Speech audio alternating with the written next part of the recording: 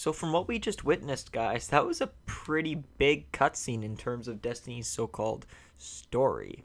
Uh, I remember when I first watched this, I was very, very confused as to why Eris is in the pyramid. Why is she here? Like, how did she get here? It doesn't make sense. She doesn't have any more light, and the pyramid wouldn't have called to her, so why is she here?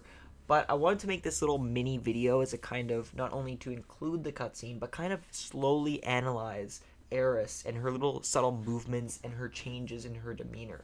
So as we go through the cutscene, we notice a bunch of different things. She's kind of like tricked herself and pimped herself out a bit. She has a lot of the mementos that we've given her, such as Omar's knife belt, and she has a couple of Simoda's carvings, which is very interesting. You know, Eris said that she wanted to take up carving again, or she may, and honestly, she stayed true to her word.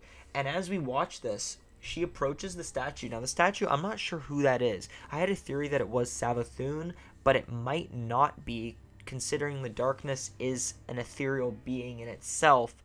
But I kind of think it's both a mix of Savathun and the darkness itself. But then again, Eris wouldn't have done what she did in this cutscene if it was Savathun, because she doesn't trust the Hive in the slightest.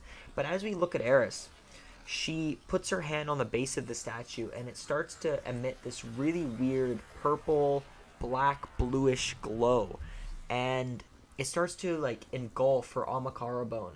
And I think what this is this is the darkness trying to latch itself onto Eris and kind of contain or, like, recruit her in a sense. And you're probably thinking, well, why would Eris allow the darkness to recruit her? I think it's because Eris is trying to see both sides of the situation. She was a guardian, yes, you know, she still is a very helpful ally, but I think she just wants to get in the mind of the darkness, and the only way that she can do this is by initiating what we see on screen. Because the darkness can't corrupt the Amakara bone.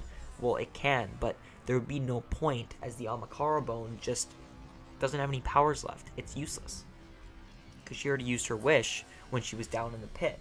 But as we look at Eris, I don't know what it is, but it might be the lighting, but her entire cloak and her armor almost seems to be a different color. You know, we know her as a dark brown, you know, with that marking on herself, and now it's almost like a whitish gray type deal. But you know, it could just be the lighting, or I could just be crazy. But as we see Eris, she seems almost happier, like she knows what she's doing, or she's accomplished her goal. Her eyes seem to glow a lot brighter, and she seems to have a lot more ooze dripping down her face than she normally would. So this could mean multiple things. This could mean that the darkness has now recruited Eris as an agent and a servant of her, of their, you know, whole mind and their whole campaign. But this wouldn't really make sense in that aspect, because Eris would never turn against us. As we played through the campaign, we noticed subtle little things that Eris actually does care for our guardian. And she was going to be really sad, and she was sad when she thought we had perished in the pit, because she was thinking that, oh no, I've sent another guardian down, and it's going to be exactly like my fire team, you know, they're dead.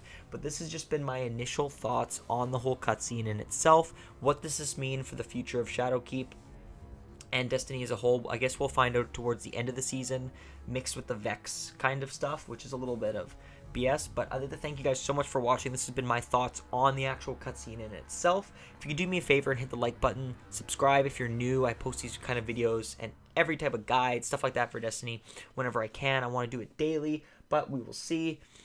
And just leave your comments down below, guys. I want to know what you're thinking of this cutscene, okay? I want to know each and every negative, positive, doesn't matter. But thank you guys so much for watching, and I'll see you on the next video. As always, have a great day. Take care. Subscribe. Goodbye.